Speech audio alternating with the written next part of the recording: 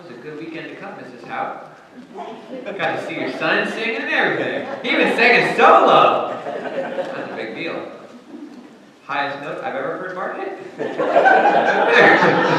the highest note Bart's ever heard Bart hit. What do you got there? Some of the things I'm going to mention tonight will be from quotes from the book Passionate Parenting by Carrie Schmidt, as I mentioned past 2 weeks. These sermons are not a review of the book, or my outline has been pulled from them. I'm just using him as a different perspective. And so if you go read the book and think, wow, they did not follow the same path, it's because we were not on the same path to begin with. I'm just using him as a different perspective. But what can we learn from the relationship God the Father shared with his Son, Jesus? We looked at two different things. We looked at one thing 2 weeks ago, and that's point number one, a father's expression of love and pleasure for his son. So the first thing we looked at was a father's expression of love and pleasure for his son. And so we learned that our children should be dear to us. That seems a little, it almost seems like a waste of time to say. But in today's society, I think it's a waste of time to say from the Bible.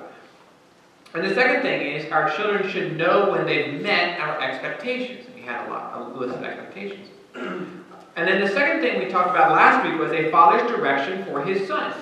Train up a child in the way he should go, Proverbs 22. We considered some areas we can guide our children in. We talked about spiritual things. Fathers bring children up in the nurture and admonition of the Lord, Ephesians 6. We talked about marriage. We talked about helping them choose the right person at the right time. What about financial matters? The time to stay out of debt is before you get into debt. And so we understand that this is the time to speak to our children about finances. What about wisdom? The gray areas of life that you need to see through. And friends, who is influencing them and how can they leverage their friends to be good influences and not poor influences upon them? And tonight we're going to look at the final 2 points. And this is not an exhaustive study, but things that I noted from Jesus and his relationship with the Father. So if you're able to stand, we'll look at a son's response to his father's direction. And as you stand, we'll read Matthew 26:39, a single verse, which will be our focus tonight. This is in the Garden of Eden. Look at Jesus' response in the garden to his father's direction for him to go to the cross for us. Look at verse number 39, Matthew 26. And he went a little further and fell on his face and prayed, saying, O my Father, if it be possible, let this cup pass from me. Nevertheless, not as I will, but as thou wilt. Father, thank you for the time to look at your word. We love it. We love you. Help us to understand it and apply it to our lives. In Jesus' name I ask. Amen. Thank you. You may be seated. How do we see Jesus, the Son, respond to his Father's direction? Firstly, with honor. You see honor in his address. Jesus honors his Father when he affirms the terms of the relationship by praying in verse 39, O my Father. Jesus was saying, Father, I want you to know that I know where I stand in this relationship and what I'm about to ask you. I have come not as a business partner, nor as a rebellious child, or an argumentative one, but as a son that willingly expresses that I have a heavy or weighty opinion of you. He is acknowledging the inner line drawn in the sand, that God is his Father, and that the terms of the child-parent relationship were laid out in Exodus 20 when it was written, honor thy father and thy mother. You see, in each relationship, that there are terms. Right? In every relationship we deal with, there are terms. We're not all comrade. For a couple reasons. One, because we're Americans. But two, because that's not how it works. We're not all comrade.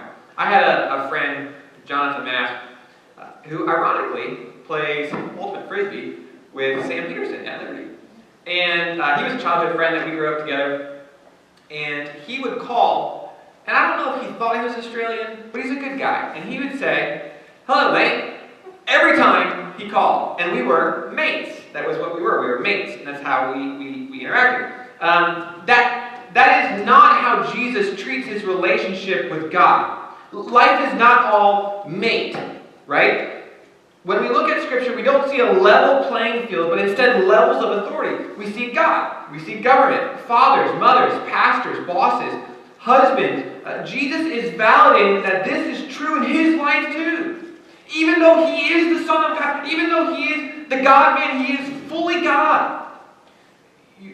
I recently called the first boss I ever had. I worked at Weld Tech Industries or something like that. And I called, and he answered the same way he answered when I was 14 and I was working for him 15 years ago.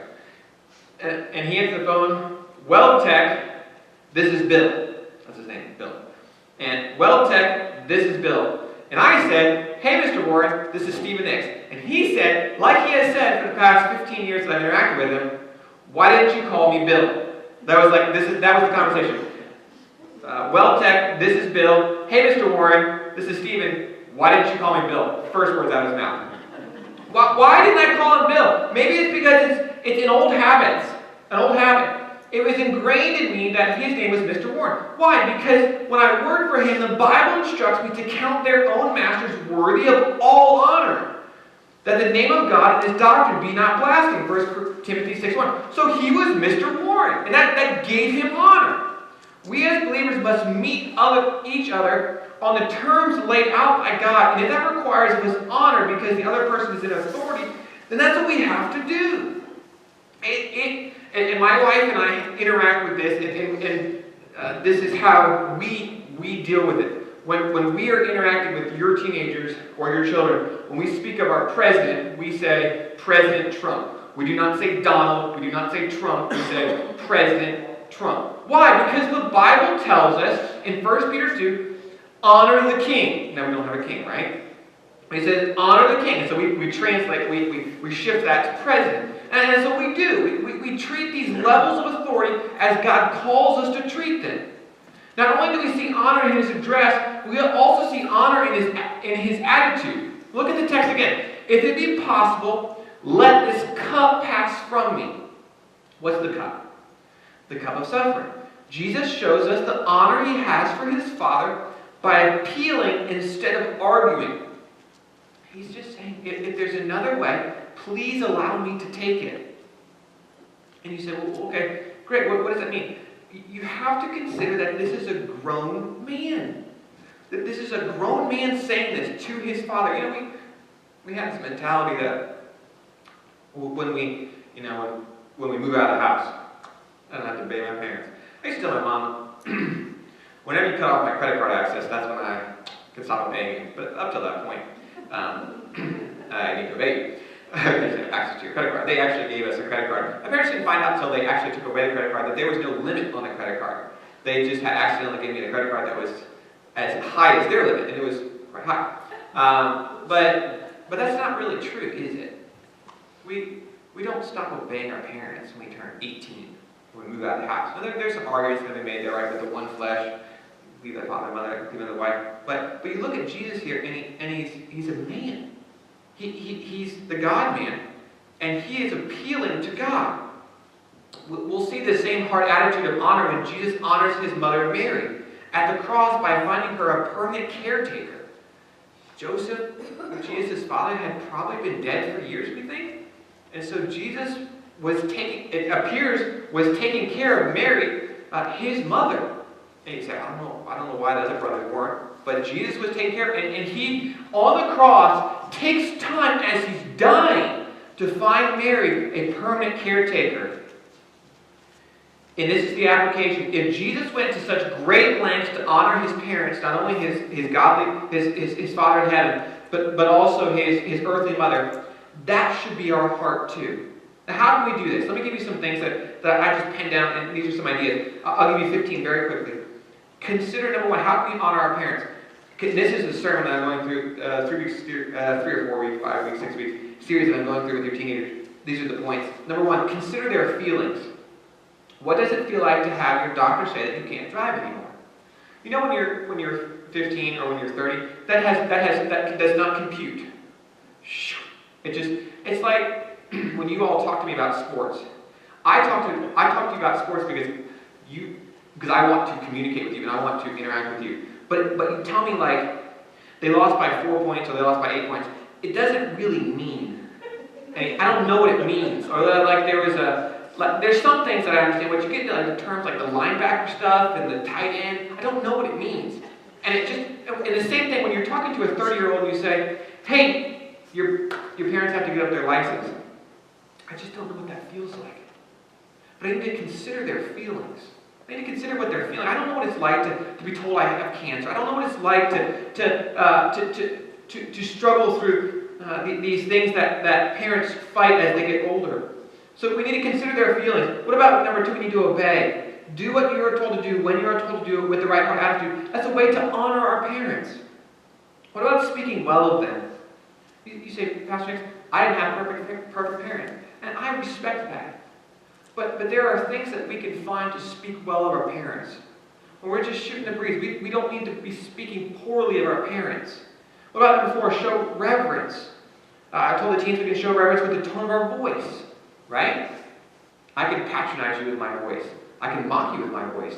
I can disrespect you with my voice. I can act bored with my voice. I can do a lot of things with my voice. Not only my voice, but with my eyes, right? I can roll them. I can kind of look bored. I can do a lot. I can look angry. I can do a lot of things with my eyes. We can show reverence with the tone of our voice, our eye, our posture.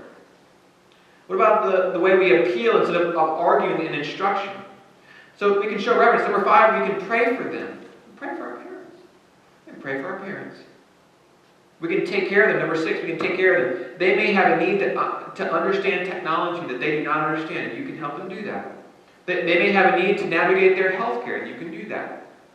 They may have a need for a ride or a lawn mow job. They may have a need for financial support. So we need to take care of our parents.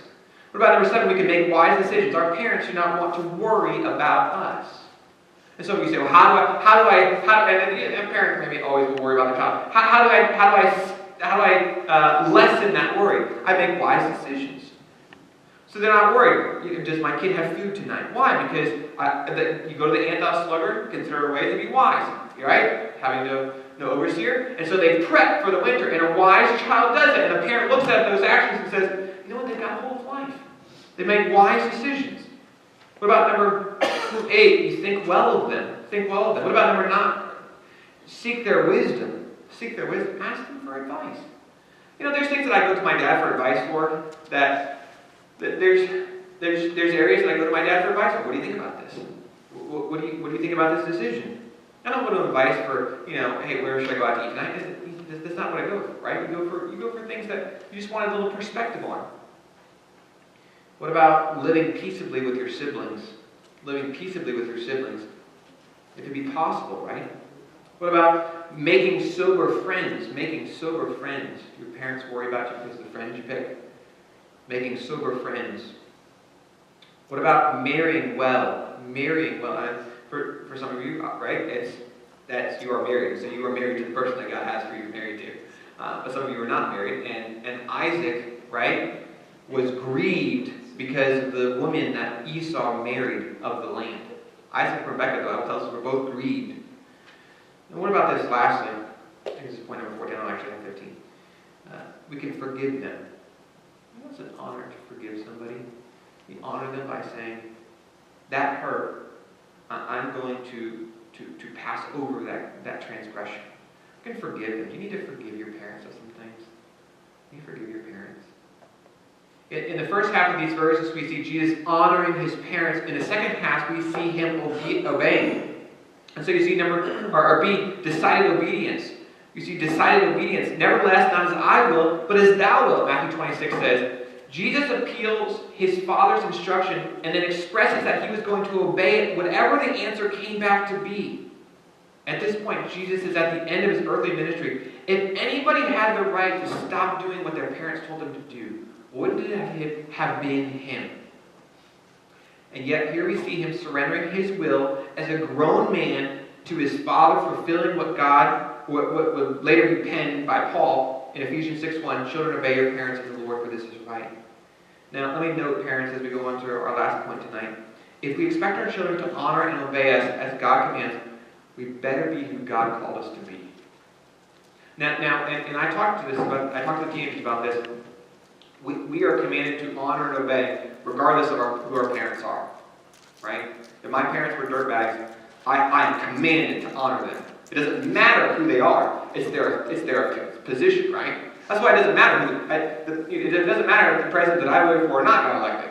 I'm not commanded to honor the person. I honor the position, right? What the authority he represents. And when we talk about honoring our parents, if we're asking them to do these things, then we need to be who God calls us to be. We must not abuse our authority. Now, what do we lastly see about this relationship between Jesus and his Father? Number 4, a son's faith in his Father. Go back to our text verse, Matthew 26:39. "O my Father, if it be possible, let this cup pass from me. Nevertheless, not as I will, but as thou wilt." Jesus prays this 3 times. And as far as we know, God does not respond. Now, I'm not sitting there in the garden, right? We don't have everything that Jesus records or that Jesus says in Scripture, because we don't have the books that could contain him. But I think sometimes, assuming that God does not respond, that we are tempted to get frustrated with God when he is silent. You know, you come to God and you know his word contains everything that we need. And yet still there's this peace that you just, I need to hear from you, God. And it's silent. And you're tempted, maybe you're just older than I am, but you get tempted to say, oh God, I'm just frustrated because I want to hear from you. But Jesus doesn't get frustrated. Instead, he goes back to God's original direction for his life, that he was wounded for our transgressions, he was bruised for our iniquities, the chastisement of our peace was upon him, and with his stripes we are healed, Isaiah 53. Jesus takes silence as God's answer and marches to the cross. And this story of the cross is very dear to us, right? We sing songs about it. I love to tell the story because I know 'tis true. It satisfies my longing as nothing else can do. I love to tell the story. 'Twill be my theme and glory to tell the old story of Jesus and his love by Jackson. But there are people that desire to sanitize the story, aren't there? We had the opportunity to go, and I've told you this before, we had the opportunity to go to Auschwitz in Poland. And in Auschwitz is the concentration camp, and they're attempting to keep the memory of the Holocaust alive for future generations. And I told the teens this morning, it just came up in FBS hour. When we walked through there, we were actually guided by, you have to get to take the guided tour, and we were guided by a lady that had aunts and uncles, I believe, that were prisoners of war, or prisoners in Auschwitz. And they lost just hundreds and thousands of people there to gas chambers and whatnot. And they had there a uniform made by Hugo Boss, the famous designer. And the uniform, the lady told us, was made of the human hair of the prisoners that were there in the concentration camp. And shave their heads, get the hair, kill them, make uniforms for the Nazi soldiers. And one of them was there in front of us at night, looking right at it. And you know, there's people in the world that attempt to sanitize that story and say, oh, that didn't happen. There was no Holocaust. And there's people in the world that attempt to sanitize the story of Jesus. There's people that attempt to sanitize the story of him going to the cross for us. There's people that try to sanitize the story of Jesus by saying he didn't really struggle that much, choosing to die because he knew God would raise him from the dead. Right? He knew this. It's not that bad, right, to go to the cross. Or they attempt to sanitize it by saying he didn't really suffer on the cross all that bad because it was a quick death with a greater purpose, right? The needs of the many outweigh the needs of the one. This is not good theology. Jesus died knowing that God was separated from him. He laments, my God, why hast thou forsaken me? Jesus died broken, not because he loved this life, but because he faced the horrors of life apart from his Father. Jesus knew that paradise is not the only purpose of heaven, and pain is not the only consequence of hell. Being with God is the joy of heaven, and being without God is the cruelty of hell. And he has all of this surrounding him at the cross, and he understands it. And David pens the same thought in Psalm 27. One thing have I desired of the Lord, that will I seek after, that I may dwell in the house of the Lord all the days of my life, to behold the beauty of the Lord and to inquire in his temple. David never desires to be separated from God, and Jesus is feeling this. For for the first time in his life, and it's all consuming and coming together for him. And Jesus stares down the barrel of this gun called the cross, and he saw real pain, real grief, and real death, and yet something fueled him to keep going. Right? And it fueled him to go to the cross for us. And you say, well, that was love for us. Okay, yes, sure. We can say that. That's good. Jesus had a full and clear prospect of all the suffering that was before him, Henry says. He foresaw the treachery of Judas, the unkindness of Peter, the malice of the Jews, and their base ingratitude. He knew that he would now in a few hours be scourged, spit upon, crowned with thorns, nailed to the cross, death in its most dreadful appearances, death in pomp, attended with all its terrors, looked him in the face, and this made him sorrowful, especially because it was the wages of our sin which he had undertaken to satisfy for. And yet Jesus goes, why? And you can ask yourself the same question. Why did the pastor just finish up his Genesis series? Why did Isaac allow Abraham, his father, to bind him to the altar? I'm telling you, you don't think Isaac could have gotten away? He knows what's going on because he asked his dad, where's the sacrifice? Where's the lamb, right? Doesn't he ask that? You see, Jesus' faith made it okay. Isaac's faith in his father, Jesus' faith in his father, made it okay. Jesus' faith in his father wasn't cute, but essential. Jesus was placing his life into his father's hands, trusting that after 3 days God would raise him from the dead, Romans 10:9. Jesus trusted his father. Listen to the psalmist say it best. Therefore my heart is glad, my glory rejoiceth. My flesh also shall rest in hope. For thou wilt not leave my soul in hell, neither wilt thou suffer thine Holy One to see corruption. Though thou wilt show me the path of life, in thy presence is fullness of joy. At thy right hand are pleasures forevermore. Jesus went to the cross. He would follow his Father's direction. Now remember, go back to the beginning. He would follow his Father's direction because of who his Father had proven himself to be. Trustworthy. What makes someone trustworthy? What makes someone trustworthy? I think you can say a lot of things, but maybe one of them is consistency. I have this, I'm surprised it has not been banned yet, but I have this red, maybe orange, depending on who you ask, polar fleece made by Eddie Bauer that I purchased a few years ago. And I love it. Like, I really love it. Pastor probably sees it a lot. And make sure that because it is bright red, I will not get shot on accident in the office, should he be deer hunting in the office. It will be clearly on purpose that he shot me. But I love it. And you say, why? Because it consistently has proven to me that it will keep me warm and comfortable. We had a Chevy Astro van when we first moved to North Carolina, and it was inconsistent. It was inconsistent. And the only thing that was consistent about it was that it was inconsistent. And it would break down, and it would be that was not reliable, right? And it wasn't faithful.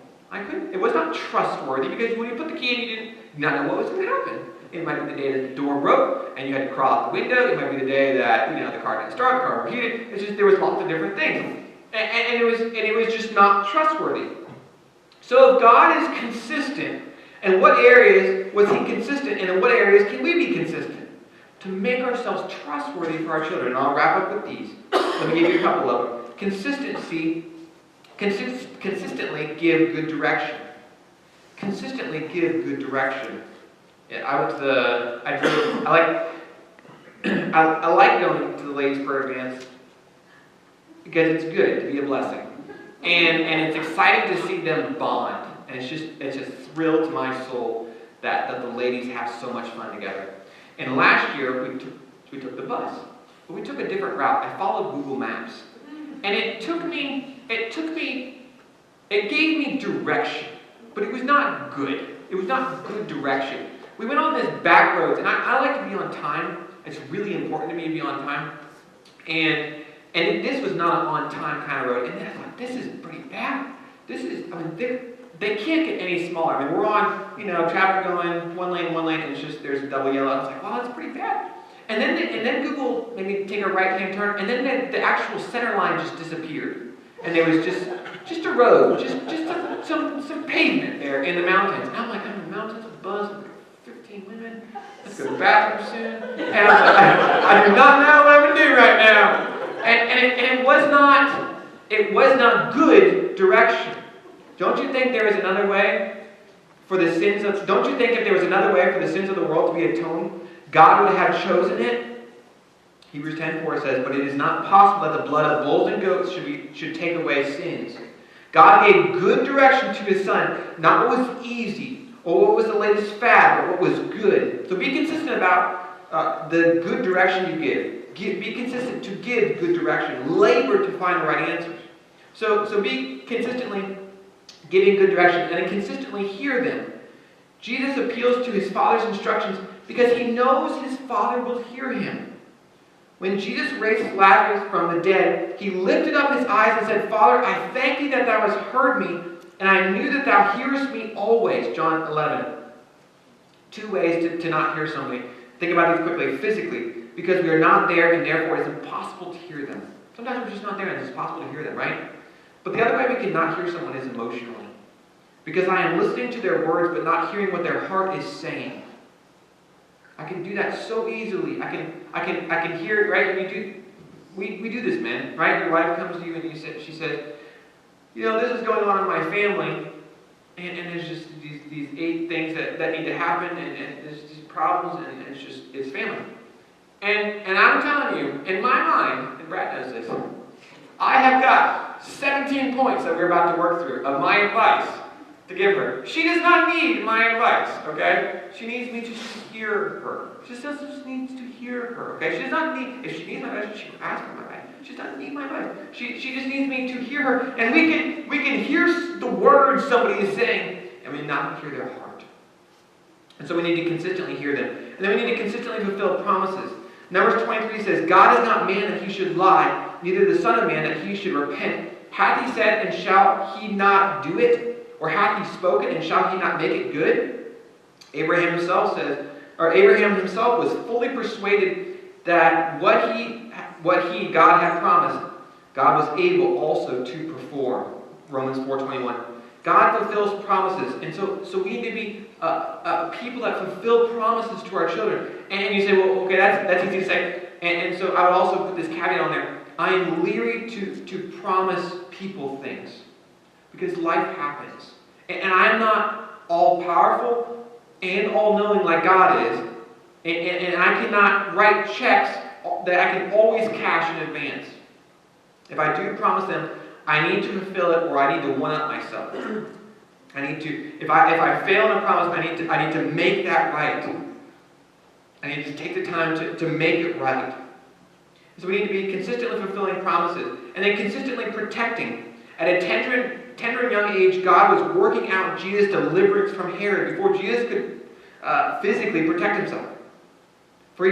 Psalm 91 says, For he shall give his angels charge over thee to keep thee in all thy ways. They shall bear thee up in their hands, lest thou dash thy foot against a stone. Are we protecting our homes physically?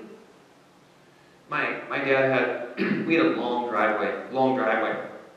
And one night, all the boys, 5 boys plus dad, pulled in the driveway and there was an ATV rolling backwards down our driveway. Meaning, somebody had driven the ATV up the driveway, seen us coming, jumped off the ATV. And Dad's, I guess I was the oldest boy in the car at the time, so maybe Justin already moved out. Dad's first words out of his mouth was, I've told you before, go check on your mother. And the second thing was, I'll deal with this. Right? Dad's job. I will deal with protecting them. Are we protecting our family physically? Are we protecting our homes spiritually? Put on the whole armor of God that you may be able to stand against the wiles of the devil. We wrestle not against flesh and blood, but against principalities, against powers. Pastor just spoke on this. Against the rulers of the darkness of this world. Against spiritual wickedness in high places, Ephesians 6. Are we protecting our homes spiritually? What do we let in? Sometimes, I'm telling you, I've got this electronic lock. I'm waiting for one of the deacons to hack it. But I've got that electronic lock that as soon as you walk in my front door, it goes, click, it's locked. Boom, it's deadbolted, all right? And it's pretty hard to forget to lock the door when it does it automatically, okay? Great. And sometimes we'll spend so much money on all this electronic stuff and artillery to protect our homes, and we'll let the devil in the back door of the TV, right? And we'll just, hey, you just come on in right here. You sit down and have yourself a nice little time. And we'll just let them in. We have to protect our homes physically and spiritually. What about consistently merciful? I'm almost done. Let not mercy and truth forsake thee. Bind them about thy neck, write them upon the table of thine heart. Proverbs 3:3. What are you going to do when your child comes to you and says, I'm addicted to pornography? Or I'm struggling with homosexual thoughts. I'm struggling with thoughts of suicide.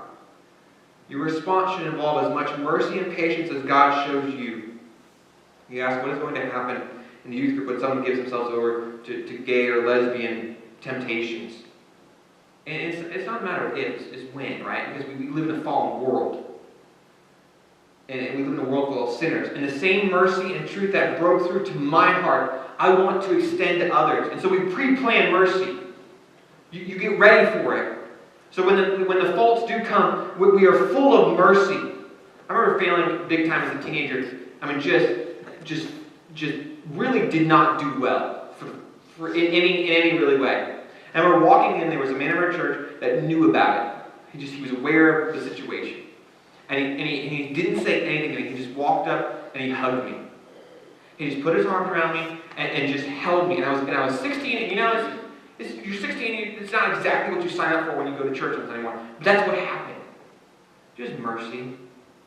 I'd done wrong, and there was mercy extended to me. As much mercy as we experience at God's hand is what we need to give others. We're ready to be merciful. What about consistently authentic? Teenagers place parents under the microscope of consistency. Will they find your actions will they find that your actions do truly line up with your words? Children want to see that as you call them to obedience, you in turn are being real by obeying your Heavenly Father. Your life is the loudest message. Your life is the truest message, Schmidt says. I walked up to my dad's office one time. You talk about crafty, sneaky little kid. That was definitely lying, crafty, sneaky. And I would go out, I'd get out of bed. My dad worked out of the house and he would work late. And I would go wait. We had this like secret tunnel passageway thing. It was pretty cool. And you could look into his office, but if you did it quietly, he would not know you were there. And I would wait for him to leave so that you could play on the computer, right? Duke 'em Nukem or whatever you were going to play. And I would wait for him to leave. And one time I remember being in there or going up the steps and seeing him, and his Bible was open on the desk. And I remember seeing it, and you know what? To me, that was what Dad said. We had family devotions Monday through Friday, every day of my life. I mean, we never missed family devotions. But my dad's Bible was open by himself on his desk. I can't tell you how many times I waited for my dad to go to bed as a teenager. He worked late in the office. I can't tell you how many times. But I never, ever, a single time walked in there and found anything on his computer screen that was less than honorable. And I would watch him. Watch him, then I go back to bed for an hour, and then I come back and wait and watch him for 5 minutes. Because you could tell, because he did AutoCAD. And AutoCAD is just lines. It's black with blue lines. And you can tell it from a mile away what is on your screen. It's either AutoCAD or it's not AutoCAD. It's AutoCAD. That's what he does. I never, ever found anything less than honorable consistently on my dad's computer screen. Are we real before our children? Are we consistently authentic? This taught me that Dad was what he said he was. What he practiced was what he preached. What he preached, what he practiced. Schmidt says, how you live speaks louder and longer than what you say. And this lifestyle to my dad did not change. What Dad believed about the Bible, about God, about the family, was settled in his heart. It did not change. And perhaps for this reason, God did not give Jesus an answer that we know of in the garden. The direction of the cross was what he first gave to Jesus, and that's what was best. And Jesus's, or God's belief system did not alter. I remember watching my grandmother die of cancer, and it was a brutal end. She died, I don't know, 5 years ago. And she was a sweet, godly lady. She was like, that tall, if that. And I was a chunk over her.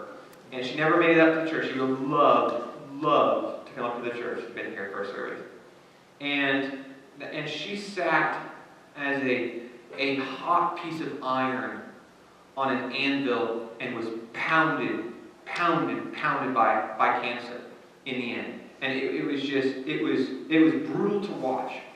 And she died as sweet a lady in the Lord as I can remember as the day that I showed up at her house and had my first memory of being with her as my grandmother. It was her belief system in God never changed. It never altered. God was good regardless of what happens to me. Does your belief system change throughout time? And we can change for the better. But once those things are settled in our hearts, is church attendance to you now with your children as important as it will be when your children move out of the house?